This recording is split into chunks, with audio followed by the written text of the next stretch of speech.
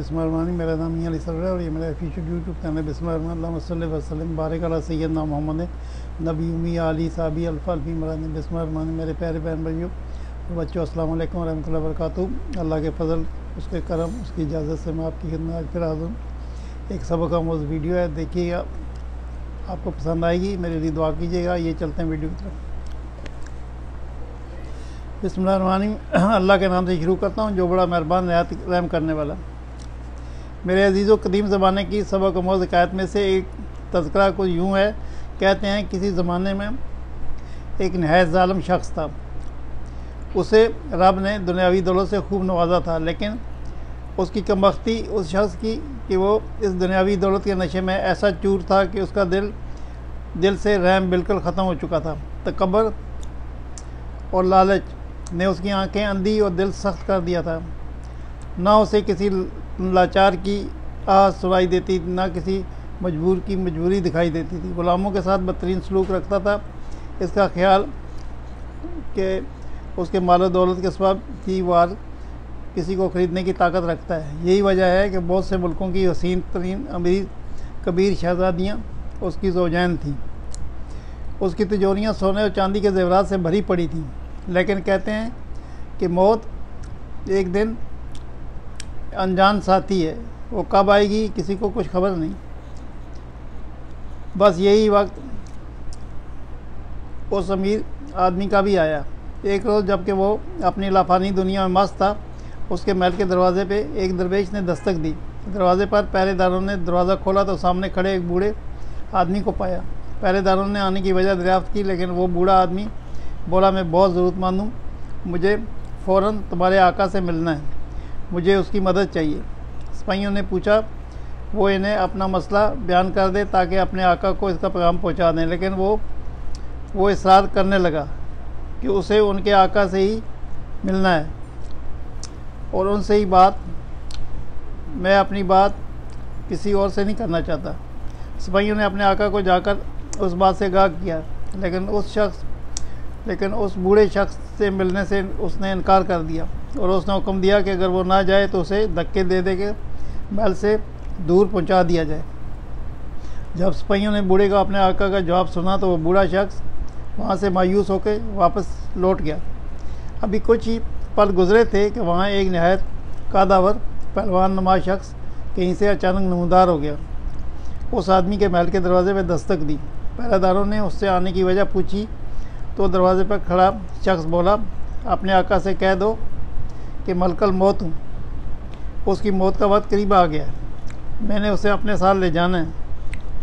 ये बात सुनकर पहरेदारों के चेहरे जर्द पड़ गए। कांपते कांपते वो अपने आका के पास पहुँचे और अपने आलीशान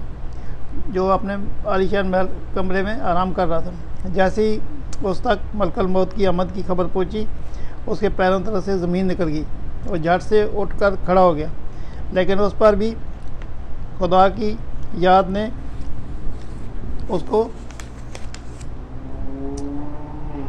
बल्कि अपनी बेकार सी कोशिश करने लगा। मालो दौलत की लालच देकर उसने खबर लाने वाले पहरेदारों को कायल कर दिया कि वो मिलकर मलकल मौत से कह दें कि उनमें से जिसे चाहे अपने हमरा ले जाए और उसके आका को छोड़ दें। तो उसके बदले जैसे ही मलकुल मौत अपने हमरा ले जाएंगे, जिसे उसके अहले खाना को मालामाल कर दिया जाएगा। आवाज़ से बाख्ता वो बेचारे दरवाज़े पर पहुँचे, अपने आका के दिए हुए पैगाम को मलकुल मौत तक पहुँचा दिया। कहने लगे, जनाब, आप हम में से जिसको चाहें उसकी रूह कब्ज़ कर दें, लेकिन हमारे आका को छोड़ दें। लेकिन मलकुल मौत ने मानने इनकार कर दिया और फरमाने लगे, जिसकी मौत का वक्त करीब होता है हुक्म इलाही से उसी की रूह कब्ज़ करता हूँ। चुनांचे मलकुल मौत उस लालची आदमी के पास गए। अपनी मौत को अपने सामने खड़ा देकर वो ज़ारो कतार रोने लगा। मलकुल मौत फरमाने लगे, तुम्हारी मौत में बस चंद पल बाकी है, बेहतर है तुम वसीयत कर लो। उसने अपने मुलाजमों को हुक्म दिया कि उसके महल में जितना भी माल दौलत है सब इसके सामने पेश किया जाए। उसके मुलाजम उसके महल की तिजोरियाँ और तय खानों में से मौजूद सारा माल दौलत, हीरे जवाहरात लेकर उसके सामने आ गए और ज़मीन पर रख दिया। उस मालदार शख्स ने हीरे जवाहरात और सोने के सिक्कों को अपने हाथ में ले लिया और रोते हुए बोला, तुम्हारी वजह से मैं दुनिया की लालच में गिरफ़्तार हो गया और अपनी मौत को भूल गया। अल्लाह की कुदरत कमला से उसके माल को बोलने की ताकत अता फरमाई।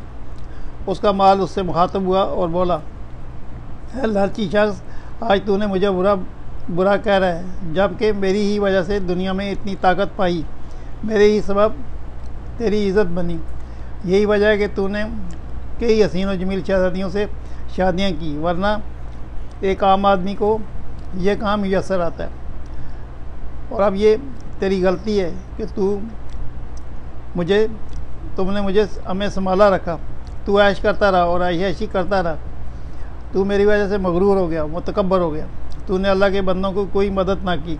तूने गरीबों मोहताजों को अपना माल पर खर्च नहीं किया। तूने सारे का सारा माल अपने घर में जमा कर दिया।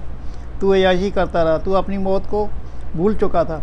तुझे चाहिए था कि तू अपने माल में से गरीबों और नादानों की मदद करता, अपने गरीब गुलामों का एहसास करता, लेकिन तूने अपनी आंखों की ठंडक की खातर मुझे तिजोरियों में सजाए रखा। अब सवाए उन गरीबों और लाचारों की आहों के सिवा तेरे नामा माल में कुछ नहीं है।